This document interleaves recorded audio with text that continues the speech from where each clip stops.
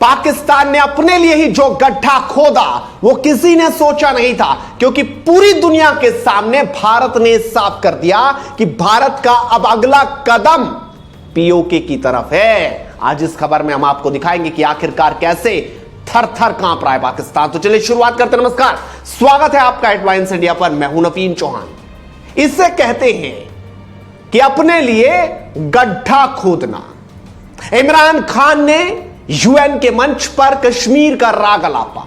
उसने सोचा था कि उसका देश बड़ा खुश होगा, लेकिन भारत ने स्पष्ट शब्दों में यह कह दिया है कि जो भारत की जमीन है जिस पर पाकिस्तान का वैध कब्जा है वो उसे अब छोड़नी होगी।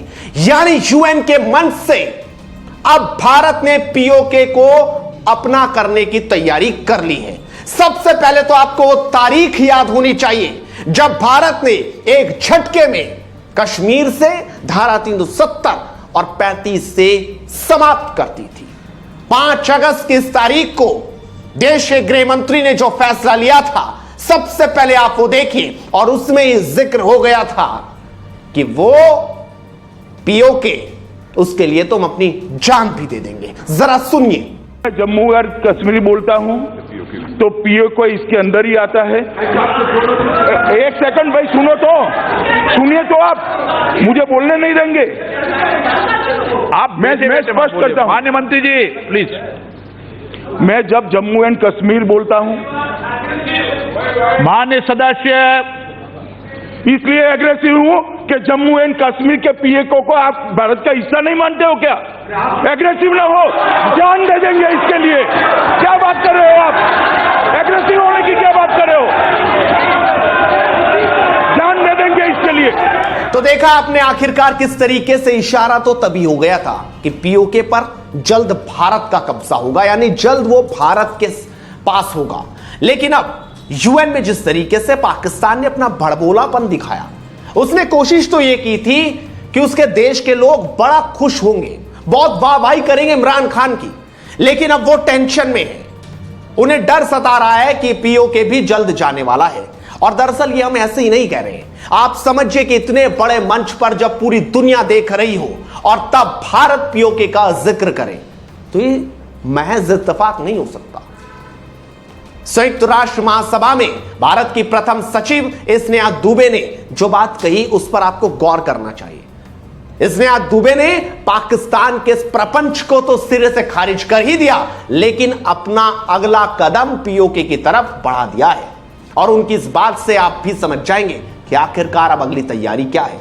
जरा सुनिए आप। Mr. President, member states are aware that Pakistan has an established history and policy of harboring, aiding, and actively supporting terrorists. This is a country which has been globally recognized as one openly supporting, training, financing, and arming terrorists as a matter of state policy. Finally, Mr. President, let me reiterate here that the entire Union territories of Jammu and Kashmir and Ladakh were, are, and will always be an integral and inalienable part of India. This includes the areas that are under the illegal occupation of Pakistan. We call upon Pakistan to immediately vacate all areas under its illegal occupation. तो समझा, ये महज इत्तेफाक नहीं है, ये तैयारी है। उस तैयारी के पहले किस तरह की चर्चाएं थी आपको पता होना चाहिए। कैसे कश्मीर के नेताओं में खलबली मची थी, कैसे पाकिस्तान टेंशन में था, यह भी तस्वीरें आपने देखी थी। और अब किस तरीके से कश्मीर में शांति है, आतंकी एक के बाद एक ढेर हो रहे हैं। और ऐसा ही कुछ जल्द हो सकता है कि पीओके में भी भारत का तिरंगा लहरता नजर आए, क्योंकि पाकिस्तान का जो अवैध कब्जा है वो जल्द खत्म होगा। और इसकी तैयारी अब हमें सुनाई देने लगी, इसकी आवाजें हर किसी के कान में पड़ने लगी, और पाकिस्तान को उनकी ये बात समझ आ जाएगी कि उनका बड़बोलापन कैसे उनका काम खराब करता है। और स्नेहा दुबे ने जो कहा वो ऐसे ही नहीं कहा, यानी उसके पीछे एक बड़ी रणनीति हो सकती है। उम्मीद कीजिए कि जल्द ही जब वो खबर भी आपको सुनाई दे कि पीओके भी अब हिंदुस्तान का हो गया। आप इस वीडियो को शेयर जरूर कीजिए और लगातार जुड़ रहिए हेडलाइंस नेटवर्क के साथ। मुद्दे की बात बदस्तूर ऐसे ही जारी रहेगी। नमस्कार।